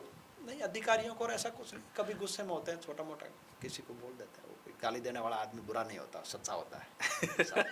आपने सुनी? गुस्से में गाली सुनने का ऐसा व्यक्तिगत सुनने का मौका नहीं मिला, लेकिन कभी कभार ठीक है, कभी बाकी गाली उनका थोड़ा सा क्या है कि जैसे नागौर की भाषा में भी थोड़ा ऐसा है कि वहाँ अपने को थोड़ी ज़्यादा लगता है, वहाँ के लोगों को इतना लगता नहीं। अच्छा, वहाँ अच्छा। मतलब ये कई कई जो जिनको अपन गाली समझते हैं वो तो वहाँ आम भाषा में यूजफुल वर्ड है। अच्छा, जैसे हनुमान जी कुछ के वर्ड अपने यहाँ भी ऐसे हैं हाँ। जो अपन वहाँ जाके बोलेंगे तो उनको लगेगा बहुत भयंकर गाली वो थोड़ा है। अपने यहाँ भी है। जैसे मान लो अपने जाट समाज से आते हैं तो जाट समाज के लोग कुछ वर्ड ऐसे बोलते हैं जो अपन दूसरे राजपूत या अन्य किसी के वहाँ बैठ के बोलना है तो उनको लगता है यार गाली दे दी। हाँ, ये तो भी वो है। कोई बहुत बड़ा फैक्टर नहीं है। हनुमान जी के कुछ वीडियो ऐसे भी आए जिसमें कार्यकर्ताओं को थप्पड़ मारने का भी जिक्र आया, नेशनल मीडिया पर भी चला गया, हनुमान बेनीवाल ने अपने ही कार्यकर्ता को देखो थप्पड़ मार मीडिया दिया। सनसनी फैलाने का कुछ मीडिया काम करता है। नहीं, कुछ था तो फैला ही ना। चला किसी को बेनीवाल साहब का हाथ तो उठाना। छोटा मोटा किसी को डांट दिया होगा, कुछ लोग एडिटेड वीडियो चला देते हैं। नहीं नहीं नहीं। और डांट फटकार ये तो चलती रहती है साहब। परिवार में जो बड़ा होता है ना हाँ, वो डांटता ही है। और वो इतना संघर्ष करते हैं, मान लो कम नींद ले पाते हैं, हमेशा तनाव में रहते हैं, तो कभी गुस्सा आना स्वाभाविक है। उनका और एक दूसरा क्या है, दूसरा ये है कि हमारी पार्टी जो नई है और जो कार्यकर्ता है वो सब ऊर्जावान है और नए हैं। बहुत मतलब यूँ प्रशिक्षित कार्यकर्ता अभी बने नहीं हैं। तो कई बार वो ज़्यादा जोश के अंदर छोटी मोटी कोई गलती करते हैं। कोई मान लो तेज गाड़ी चलाता है, कोई बदमाशी करता है, तो उसको कहते हैं, कहना ही पड़ेगा। नहीं हनुमान जी नहीं कहेंगे तो कौन कहेगा। और दूसरे लोग फिर क्या है कि और तो कोई उनके पास है नहीं, तो कोई छोटा मोटा ऐसा आ जाए तो उसको चला के हल्ला करते हैं कि भाई ओ हो, लेकिन पब्लिक उन बातों को नहीं मानते। हनुमान जी बेनीवाल पर झोटवाड़ा में हमला हुआ था, वो क्यों हुआ था? वो तो कोई करणी सेना का जुलूस निकल रहा था और उस समय ये आनंदपाल सिंह का कोई प्रकरण चल रहा था। तो लगातार हनुमान जी उसके खिलाफ विधानसभा में अगर हम बोल रहे थे तो सभी कोई भी अपराधी हो हमेशा उनके खिलाफ बोले। अच्छा। तो उस बात से कोई था नाराजगी या पता नहीं क्यों, जैसे ही पास से निकले तो हमला हो गया था। अच्छा, उसमें बेनीवाल साहब गाड़ी को तोड़ दिया गया? गाड़ी को तोड़ा था, बिल्कुल। अच्छा। तोड़ा था। उसके बाद बहुत सारे आंदोलन भी हुए थे, करे थे, मुकदमे दर्ज हुए थे, लेकिन वो सब सरकार के, वसुंधरा जी की गवर्नमेंट उस समय थी तो उनके इशारे पर ही हुआ था, उसको सबको उन्होंने मैनेज कर लिया। बेनीवाल जी को भी डर नहीं लगता? नहीं, डर करके तो क्या कोई क्या कर लेगा। हाँ। वो तो ये कहते हैं कि भाई एक दिन मरना तो है सबको, आपने उनके भाषणों में सुना होगा, लेकिन जाए तो शान से जाए। अच्छा। दुनिया का ही तो सही कोई था मर्द, उन्होंने का था। अभी ये भी कहा कि इतिहास जब लिखा जाएगा तो लोग कहेंगे कि कोई था जिसने पार्टी बनाई, गरीबों के लिए लड़ा, किसानों के लिए लड़ा, लेकिन आप लोग क्यों नहीं समझ रहे हैं? मैं आपके लिए लड़ रहा हूँ। वो उनकी भावुक अपील थी, जनता को उस अपील को मानना चाहिए और समझना चाहिए। उससे लोगों का असर पड़ा है? नहीं पड़ेगा ही, पढ़ाई होगा, धीरे धीरे पड़ेगा। सारी बातें आप कहेंगे नहीं तो कैसे पता चलेगा लोगों को। उन्होंने गलत क्या कहा, यही कहा भाई मैं तो लड़ रहा हूँ। हालांकि अब आदमी, वो तो खुद एमएलए के बेटे थे, बीजेपी ने उनको टिकट भी दे दी थी 8 में, वो विधायक बन गए थे। अगर उनका कोई जुनून नहीं होता, सेवा करने की भावना उनके अंदर कम होती तो वो बीजेपी में बैठ रहते। बाकी सारे लोग भी तो बैठे ही है ना। तो उनको टिकट तेरे में मिल जाती, पार्टी भक्ति करनी थी और क्या करना था। सारे लोगों को जैसे मिल रही वैसे उनको भी मिल जाती। हो सकता है मिनिस्टर भी बन जाते। उधर बीजेपी में नहीं बनते तो छोड़ के कांग्रेस में चले जाते। सारे लोग ही तो जा रहे हैं तो टिकट तो वो भी दे देते। मजबूत है, वक्ता है, जनाधार वाला व्यक्ति है, क्या दिक्कत है। पार्टियां तो तैयार बैठी थी। लेकिन उनके मन में शुरू से ये था कि मैं कुछ अलग करूंगा और मेरी जो किसान कौम है, शोषित दलित SC ST के जो लोग हैं, अल्पसंख्यक हमारे भाई है, उन सबको साथ लेकर के एक बड़ा फ्रंट खड़ा करेंगे। ये कोई नई बात नहीं है। चौधरी चरण सिंह जी ने यूपी के अंदर ये करके दिखाया। ओम प्रकाश देवीलाल जी चौटाला ने हरियाणा में ये करके दिखाया। लालू प्रसाद यादव, मुलायम सिंह यादव, इन सब लोगों ने यूपी बिहार में सब जगह किया। जो मार्शल कौम है, बड़ी जो जातियां हैं, उन्होंने अन्य लोगों को साथ में लेकर के फ्रंट समय समय पर खड़े किए और बहुत कामयाब भी हुए। ऐसा नहीं है कि हुए नहीं। राजस्थान के लोगों को जागने की जरूरत है। राजस्थान में तीसरा फ्रंट क्यों नहीं हो रहा है कामयाब? भौगोलिक परिस्थितियां कुछ ऐसी है, कुछ मजबूत लोगों ने कभी प्रयास नहीं की और सोशल मीडिया वगैरह का उस समय अभाव था, इतने संसाधन नहीं थे लोगों के पास, तो हो नहीं पाया। अलग अलग मतलब भागों में बंटा हुआ है राजस्थान। अभी तो आपके लिए अच्छा मौका है कि यहाँ से हनुमान बेनीवाल, बाड़मेर से रविंद्र सिंह भाटी, उधर से राजकुमार रोत और ऐसे 2-3 और नेता है जन आधार वाले, अपने अपने समाज के, अपने अपने भौगोलिक इलाके के, उनको साथ लेकर के आप करो प्रयास। साथ मिलकर के सबको प्रयास करना चाहिए। बाकी करना तो उनकी है, सब अब सबकी विचारधारा मिले। नहीं, पर आपने राजस्थान में गठबंधन किया नहीं ना किसी से, आपने तो उनसे किया। उस समय तो कोई था ही नहीं राजस्थान में। रावण साहब से हम तो बस पास करने के लिए तैयार थे, वो भी राजस्थान की पार्टी नहीं है। हाँ। आजाद समाज पार्टी से हमने कर लिया था, वो यार लड़ना चाह रहे थे। बाकी कौन था राजस्थान में, कौन सी पार्टी आप बताओ। बीजेपी तो अब इस बार हुई है, हाँ। और बीजेपी का जनाधार है वो उस साइड में है। बीजेपी गठबंधन करे तो कोई दिक्कत नहीं है। बीजेपी के लोग भी बहुत संघर्ष कर रहे हैं, उन्होंने पार्टी को खड़ा किया है। मैं तो समझता हूँ कि आज के राजस्थान के परिप्रेक्ष्य में देखें तो आदिवासी समुदाय सबसे ज़्यादा जागरूक निकला, कि पूरी नौजवानों की फौज उन्होंने खड़ी कर दी, और बीजेपी पार्टी को एकदम, आज 3 विधायक, एक सांसद उनका एक है। सेकंड, नाम क्या, बीटीपी है, बीजेपी? बीजेपी बीजेपी बीजेपी है। हाँ, हाँ। भारत आदिवासी पार्टी है। अच्छा। राजकुमार रोत जी है उनके नेता, और वो अभी सांसद है। पिछली बार भी विधायक थे, इस बार विधायक बन गए। पिछली बार बीटीपी थी, बाद में इस बार बीटीपी से अलग होकर वो अब बाप ही है, बीटीपी का कोई रहा नहीं।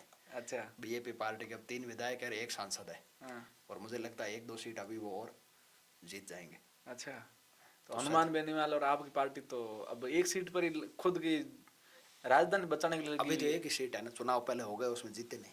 बाकी 7 जगह में आपने क्यों नहीं लड़ाया तो किसी को? 7 जगह में उधर तो वो लड़ रहे थे बीजेपी के लोग, और देवली उनियारा में आरएलपी का जनाधार है, तो वहाँ शायद निर्दलीय जो लड़ रहे हैं नरेश मीणा, वो भी यूनिवर्सिटी के साथी रहे हैं पुराने हनुमान जी के, तो उनको टिकट दे देते। टिकट दे देते। कई समीकरण ऐसे होते हैं कि उनको बिना टिकट ही वो लड़ लेंगे, बाद में आ जाएंगे, कोई दिक्कत नहीं, आ जाएंगे, ऐसा चलता रहता है। आ जाएंगे, भाग जाएंगे। वो तो उनका मामला है, लेकिन सपोर्ट किया, संघर्ष। हनुमान जी बेनीवाल की बयान आया धोरीमना से था, कहीं से था कि आप लोग मेरे साथ जो बैठे हैं मंच पर, इन पे किसी पर भरोसा मत करना, ये लोग मुझे छोड़ के कभी भी जा सकते हैं।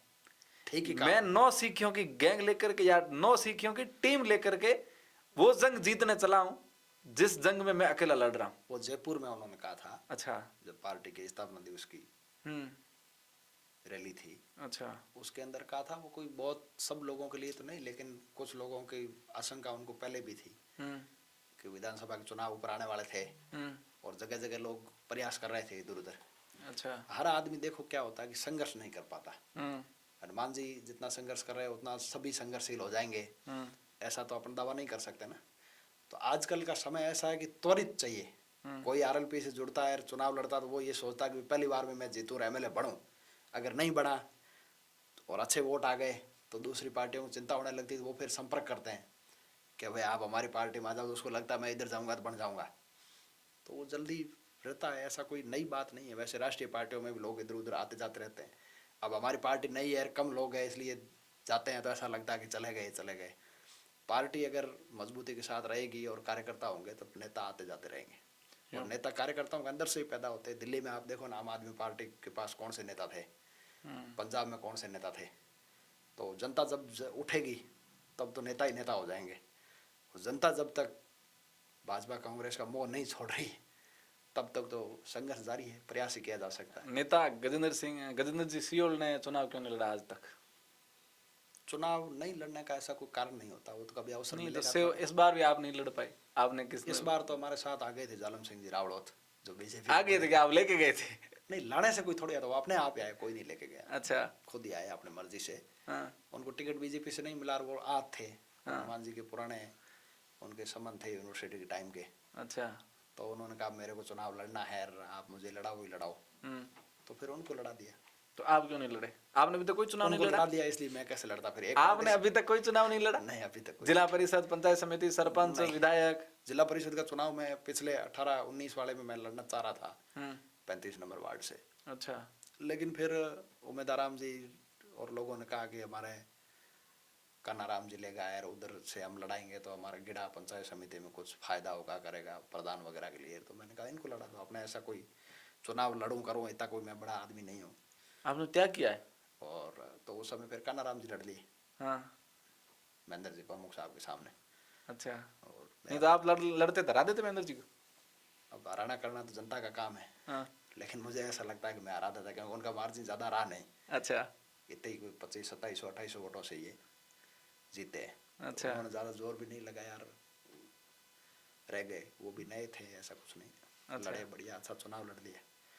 चुनाव लड़े और जीते और करे। देखो अब कांग्रेस बीजेपी के बराबर तो आरएलपी को आने में अभी टाइम लगेगा ही लगेगा। कोई ये सोचे वो तो हर चीज समय मांगती अब है। यहाँ ज्यादातर लोग जो भी सोचते हैं वो तो ये सोचते हैं कि भाई यार ये हो गया यार वो हो गया। नहीं नहीं, रातों रात कोई पार्टियां खड़ी नहीं होता होती नहीं। है, समय लगता पार्टियां है। तो पार्टियां खड़ी करना बनाना ही बहुत बड़ी बात है, ये तो हनुमान जी ने बनाई है, बाकी पार्टियां बनाना इतना आसान नहीं बनाना है। फिर चलाना फिर चुनाव बहुत लड़ने बहुत बड़ी लड़ाने बात है। बहुत संकट परिस्थिति पर आती है साहब। इसमें एक चीज आ रही है कि आपकी पार्टी की विचारधारा अभी तो क्लियर नहीं है। जिन मुद्दों को लेकर आप पार्टी लाए उनमें से आधे मुद्दे तो पीछे छूट चुके हैं, ना। कुछ मुद्दों को आप कभी कभी रिवाइव करते हैं, वापस लाते एक हैं। भी नहीं छूटा ना। क्यों? कौन सा छूटा बताओ। आप कह रहे हो टोल मुक्त राजस्थान, तो हम कैसे तो करोगे? अभी भी कह रहे हैं ना। कैसे करोगे? सरकार आगे कर देंगे कैसे कैसे क्या कैसे करोगे आप? क्यों क्या दिक्कत है करने? आप मुझे गाइडलाइन गुजरात में बताओ है ना। मुक्ति है ना क्या है? किसमें? गुजरात में सब प्राइवेट गाड़ियों टोल मुक्ति है। छोटी यहाँ- गाड़ियों का है, बड़ी गाड़ियों का तो छोटी नहीं है। गाड़ियों का हो जाए ये भी है, बड़ी गाड़ियों का भी हो जाएगा। बहुत सिस्टम आता है। मुफ्त तो रोड टैक्स लेती है गवर्नमेंट।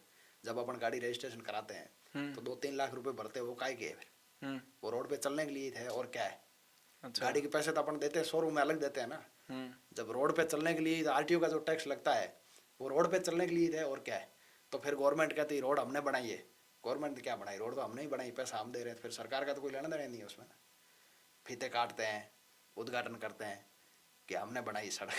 तो सड़क पैसे आप जनता से ले रहे हो भाई। जो जन हित के काम है वो तो सरकार को करने। सरकार हर चीज का टैक्स लेती है। तो रोड पर टैक्स लेना कोई आवश्यक नहीं है। टैक्स बंद हो जाएगा तो सरकार भूख मर जाएगी, ऐसा नहीं है। अच्छा, कोई फर्क नहीं पड़ने वाला। तो क्या अगर आरएलपी सत्ता में आई तो टोल मुक्त राजस्थान होगा? बिल्कुल होगा। ऐसा तो कोई राजस्थान गुजरात के अंदर शराब बंदी है तो वहाँ कोई शराब से रेवेन्यू नहीं मिलता गवर्नमेंट को। यहाँ तो शराब से भी करोड़ों रुपए रेवेन्यू मिलता राजस्थान में। ठीक है ना। तो टोल में लगा दे। वसुंधरा जी बीच में उस समय हमारे आंदोलन थे तो उनके दबाव में आके सरकार ने 50,000 का कर्जा भी माफ किया था बीजेपी की गवर्नमेंट ने। और प्राइवेट जो छोटे वाहन है उनको टोल मुक्त भी किया था। अच्छा। 50 हाउस पावर बिजली भी फ्री करी थी। अच्छा। और बिजली फ्री तो घरेलू अशोक गहलोत ने भी अभी करी थी लास्ट टाइम में। फ्री बिजली का जो आप कह रहे हैं, कैसे करी? जब हम हनुमान जी ने जब ये ओंकार रैलियां करी और जब ये मांग कर रहे थे कि फ्री बिजली और कर्ज मुक्त किसान, टोल मुक्त राजस्थान, तो यही बीजेपी कांग्रेस के नेता कहते थे, भाषण देते थे, अपना ज्ञान बांटते थे कि हो नहीं सकता, ये कैसे हो जाएगा। और उसी के 2-3 महीने बाद में तो वसुंधरा जी ने जाते जाते कर ही दिया। 50,000 का कर्जा माफ कर दिया और टोल मुक्त राजस्थान कर दिया। छोटी गाड़ियों के लिए स्टेट हाईवे सारे टोल फ्री कर दिए। छोटी नहीं बड़ी, स्टेट हाईवे पर टोल लगता ही नहीं था। राजस्थान की जो सड़कें थी वो छोटी और बड़ी सबके लिए टोल मुक्त कर दिया था। अच्छा। 50 हाउस पावर बिजली फ्री कर दी थी कृषि के लिए। तो वो हो गया ना। पंजाब में अभी बिजली फ्री है, आम आदमी पार्टी की सरकार ने कर दी। तो ये कोई बहुत बड़ी बातें नहीं है। इच्छा शक्ति सरकार की होनी चाहिए। आपकी पार्टी आएगी तो राजस्थान में किसान को फ्री बिजली? बिल्कुल, हमारी पार्टी की सरकार राजस्थान में आरएलपी की बनेगी। टोल मुक्त राजस्थान होगा, फ्री बिजली होगी कृषि के लिए और संपूर्ण कर्जा किसानों का माफ होगा। ये तो कोई बड़ा है ही नहीं, ये तो सामान्य सी बात है। तो लोग हमारे पड़ोसी राज्य में हो रहे हैं। लोग तो आपको क्यों नहीं जिता रहे हैं फिर?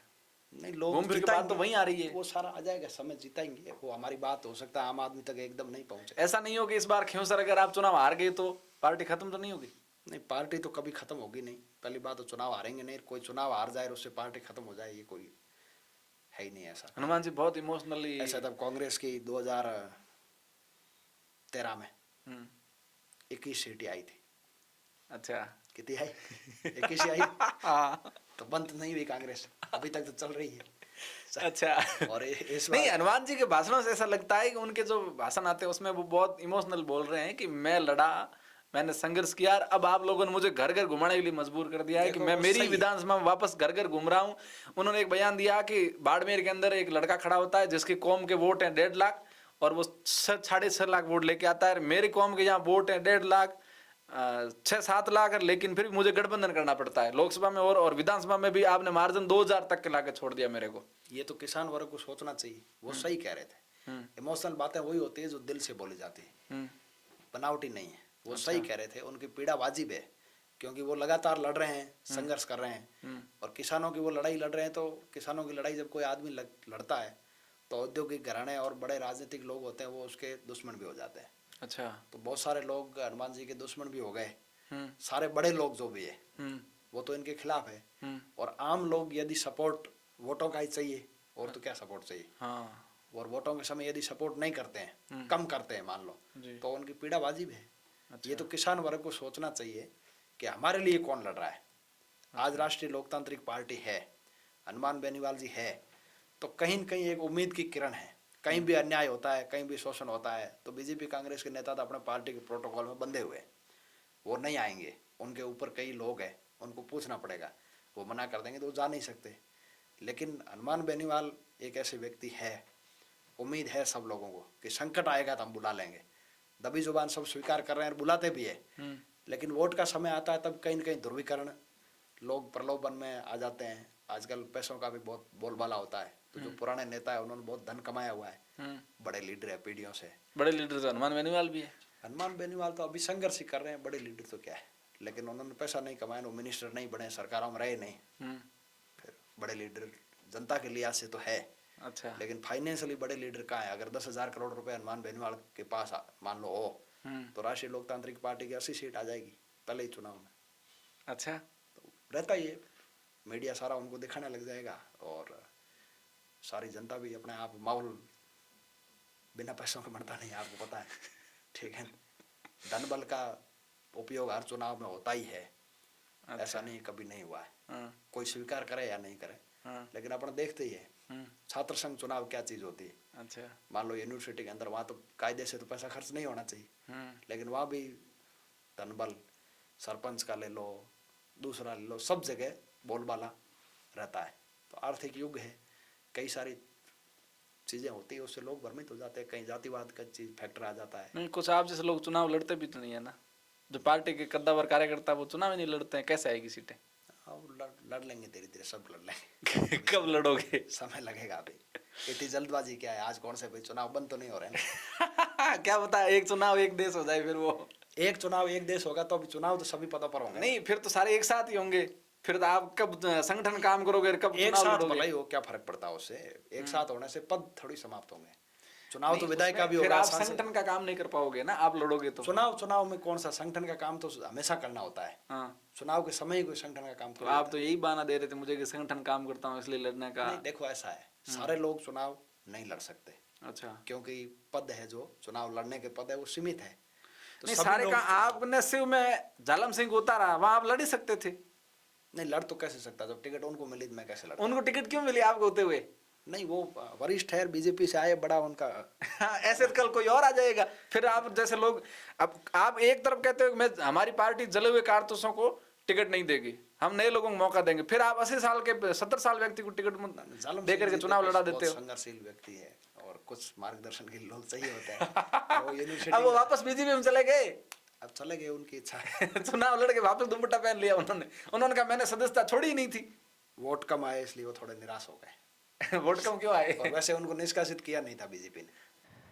अभी खिंवसर के अंदर चुनाव में हनुमान जी बेनीवाल अकेले एक तरफ हैं, दूसरी तरफ भाजपा के तमाम मंत्री, तमाम बड़े नेता, पार्टी के प्रदेश अध्यक्ष और तमाम वो कार्यकर्ता अलग अलग विधानसभा सीटों से माइक्रो मैनेज के माध्यम से चुनाव का प्रचार कर रहे हैं, एक एक छोटी छोटी चीज बारीकी से ध्यान रख रहे हैं। आप उसका कैसे जवाब देंगे? देखिए, सब लोग अपना अपना प्रयास करेंगे, लेकिन हनुमान बेनीवाल खिंवसर के अंदर अकेले नहीं है। अच्छा, उनके चाहने वाले 36 कौम के जो खिंवसर के अंदर लोग हैं, वो बहुत एक्टिव है और इतने सालों से सजग है, जागरूक है। और राष्ट्रीय लोकतांत्रिक पार्टी के प्रदेश के अंदर हजारों जो कार्यकर्ता है, वो भी समय आने पर वहाँ पहुँचेंगे। अच्छा, और सारा मैनेजमेंट, भाजपा माइक्रो मैनेजमेंट कर रही होगी, कांग्रेस भी कुछ कर रही होगी, लेकिन राष्ट्रीय लोकतांत्रिक पार्टी का जो मैनेजमेंट है वो गांव ढाणी, गरीब, किसान, शोषित, पीड़ित, दलित, अल्पसंख्यक सब तक है, और वो स्व प्रेरित मैनेजमेंट है। पिछली बार की जनता खुद मैनेजमेंट के साथ इस बार तैयार है। पिछली बार अंदेशा नहीं था लोगों को। अच्छा, बहुत सारी ताकतें एकजुट हो गई थी। हनुमान जी खुद प्रदेश भर में पार्टी के लिए काम प्रचार कर रहे थे, तो वहाँ कहीं न कहीं प्रॉपर ध्यान थोड़ा सा नहीं दे पाए, इसलिए मार्जिन कम हो गया। कुछ क्या है कि डांगा जी हमारे साथी थे, उधर चले गए, तो कुछ लोग भोलेपन के अंदर उनके साथ, जैसे हुआ क्या कि डांगा जी गए घर घर, सब लोगों का वहीं हनुमान जी हाथ तो ब्रो हूँ 4 वोट बन दो तो 1 मन ही दे। अच्छा, तो अपने क्या भोले लोग हैं, तो 1-2 रेहू जी नहीं दे दो। अच्छा, आखिर नहीं तो हाव खाली तो किकर करो, 1-2 रेहू जी नहीं दे दो। इस तरह से कुछ वोट चले गए थे। अच्छा, कुछ वोट वो बल्ले वाले नेताजी जो अब बीजेपी में चले गए, अच्छा, उनकी वजह से वो सैम आ गया, उससे चले गए। कौन थे बल्ले वाले नेताजी? वो अभिनव राजस्थान एक पार्टी थी। अच्छा, अभी उन्होंने विलय कर दिया, वो बीजेपी के साथ, खत्म, बीजेपी के साथ हो गए। अच्छा, तो कई सारे ऐसे कारण रहे और मार्जिन जरूर कम हो गया, लेकिन फिर भी खिंवसर की जनता ने जिता दिया। उसके बाद लगातार हनुमान जी खुद वहाँ हैं मैदान में, और अब सब लोगों को अफसोस भी है कहीं ना कहीं। अच्छा। उनको लग रहा है हाँ। कि यार भूल हो गई, हम्म, हमारे इतने दिग्गज नेता को अपन ने मार्जिन कम रखा। हम्म, तो मार्जिन लोकसभा चुनाव में बड़ा भी था, अच्छा। और अब धीरे धीरे सारी स्थितियां एकदम 2018 के चुनाव में नारायण जी जब चुनाव लड़ रहे थे तो गजेंद्र सिंह शेखावत ने वहाँ बहुत प्रयास किया था, बहुत मेहनत करी थी। 19 के उपचुनाव। हाँ, 19 के। उन्होंने कहा कि मेरा ससुराल भी यही है और उन्होंने बहुत मेहनत करी थी। इस बार वो इनके खिलाफ मेहनत करेंगे, तो उसका आप कैसे जवाब करेंगे। देंगे? देखो, जवाब उसका ये है कि उस समय कांग्रेस से जो चुनाव लड़ रहे थे हम्म, हरेंद्र मिर्दा, अच्छा, वो भी बड़े दिग्गज थे, अच्छा। तो वो परिस्थिति अलग थी। हम्म। अब तो कोई ज़्यादा मुकाबला मुझे लगता नहीं। ऐसा शेखावत- नहीं हो कि चेला गुरु से आगे निकल जाए इस बार? मुझे तो नहीं लगता। हम्म। बाकी अब निकलने करने का तो चले गुरुओं से आगे कई बार निकलते हैं, नहीं भी निकलते हैं, उसका तो कोई वो नहीं है। अच्छा। बाकी क्यों सर, मैं इस चुनाव में तो हनुमान बेनीवाल के अरे- जाट समाज में भी बहुत सारे नेता हैं जो खिलाफ खड़े हैं। दिव्या मदेरणा, हरीश चौधरी और डोटासरा भी हनुमान के खिलाफ लगातार प्रयास कर रहे हैं कि इनको कैसे भी करके खिंवसर से हराया जाए। वो कांग्रेस को खुश करने के लिए कर रहे हैं, सिर्फ? और तो क्या है, और तो कारण मुझे कोई नजर नहीं नहीं, आता। उनके व्यक्तिगत लड़ाई भी तो है ना हनुमान जी से। नहीं, व्यक्तिगत दिव्या नहीं। मदेरणा को चुनाव व्यक्तिगत हराने का कोई काम खेत किया तो- हनुमान जी ने। नहीं, व्यक्तिगत कोई खेत तो मदेरनाओं से हनुमान जी ने लिया नहीं। नहीं, चुनाव हरा दिया ना आपने। व्यक्तिगत क्या है, चुनाव कोशिया की जनता ने हराया। नहीं, हनुमान बेनीवाल के लोगों ने समर्थन दिया भैराराम सियोल दिया को। होगा, वो तो अब दिव्या मदेरणा वैचारिक रूप से आरएलपी और हनुमान बेनीवाल के खिलाफ थे, अनर्गल बोली, ऐसे आक्रोश था लोगों में, अच्छा। तो भैराराम को ही देंगे। तो इस बार वो आपको कह रहे वोट हैं, लेने की जबरदस्ती दबा के इस बार वो कह रहे हैं बट निकाल देंगे वापस के। पाड़ो मांडियोडो है, बट निकालो तो पाछो खिंवसर के। की जनता है ना, खिंवसर के अंदर उनका कोई ना तो प्रभाव है अच्छा। ना उनको वहाँ कोई पूछता मदेरणा का कोई प्रभाव नहीं है खिंवसर में? नहीं, हमने तो देखा नहीं कभी। हरीश चौधरी का है तो उनको जाना चाहिए प्रचार करने के लिए। जाना चाहिए। मैं तो कहता हूँ कांग्रेस कैंडिडेट के प्रचार के अंदर हाँ, सब दिग्गजों को जाना चाहिए अच्छा। और कांग्रेस का प्रचार करना चाहिए, क्योंकि उनका फर्ज भी है। हाँ, जब चुनाव लड़ रहा है कोई कांग्रेस का कैंडिडेट हाँ। और ये प्रचार करने नहीं जाए तो फिर वो अकेला पड़ जाएगा। इन सबको जाना चाहिए। नहीं, आरोप ये भी लगा अभी कि हनुमान बेनीवाल ने ही रतन चौधरी को चुनाव में उतारा है, और एक तरफ आरोप ये लगता है कि ये सारे लोग बड़े नेता उनके प्रचार में हनुमान जाएंगे। बेनीवाल की राष्ट्रीय लोकतांत्रिक पार्टी है, उससे तो कनिका बेनीवाल को उतारा, रतन चौधरी को कांग्रेस ने उतारा है। नहीं, वो उनके हनुमान कहने से। ना ना, ऐसा कुछ नहीं। दुर्ग सिंह ने तो ये बोला कि उनके कहने से उतारा मैं है। कहता हूँ साहब, पॉलिटिक्स हो हम्म, या आम अपना जीवन हो, हम्म। कोई व्यक्ति किसी के कहने से कोई काम नहीं करता। भागीरथ चौधरी ने भाजपा क्यों छोड़ी? आपकी पार्टी में आए हैं वो, अभी। एक किसान हितैषी परिवार के मेंबर है शुरू से। आपके साथ आते ही किसान हो गए, सामने थे तो थे, सामंतवादी थे। सामंतवाद नहीं, किसान हितैषी परिवार के रहे हैं सदस्य। अच्छा। और कहीं न कहीं भाजपा की जो सामंतशाही सोच है हाँ, वो उनको ठीक नहीं लग रही थी और टिकट के दावेदार वो थे, उनको टिकट नहीं दिया बीजेपी ने, इसलिए अच्छा। वो उधर उनका एडजस्टमेंट नहीं बैठ रहा था और हमारे साथ आए, उनका स्वागत है। अच्छा। उससे निश्चित तौर पर मजबूती मिलेगी। कितना फायदा मिलेगा भागीरथ के आने से? देखो, कितना फायदे का मतलब नहीं, ऐसे कोई आंकड़ों में नहीं बता सकता, लेकिन बहुत अच्छा फायदा होगा निश्चित तौर पर, बिल्कुल मजबूत होगी यार। खिंवसर का मार्जिन कितना मान रहे हैं इस बार जीत का आप? देखो, ये लोकतंत्र है हम्म, और जनता को अधिकार है कि वो स्वतंत्र रूप से गुप्त मतदान करते हैं। हम्म, तो मेरा कोई अधिकार नहीं है कि मैं खिंवसर की जीत के बारे में आंकड़ों के साथ कोई दावा करूं, हम्म। ये तो मैं नहीं कह सकता, लेकिन भरोसा है मुझे कि निश्चित तौर पर खिंवसर की जो जनता है वो हनुमान बेनीवाल जी के साथ शुरू से रही है और इस बार भी कनिका बेनीवाल को भारी मतों से वो विजयी बनाएंगे। अच्छा, आप कब जा रहे हैं चुनाव प्रचार में? मैं दीपावली के बाद जाऊँगा। अच्छा, चलो, बहुत सारी बातें हुई। आपको हमारी तरफ से अग्रिम जीत की शुभकामनाएं। हम चाहेंगे कि खिंवसर आप जीतें और आप प्रयास करें कि आपकी राजधानी बची रहे। धन्यवाद आपका, बहुत बहुत शुक्रिया।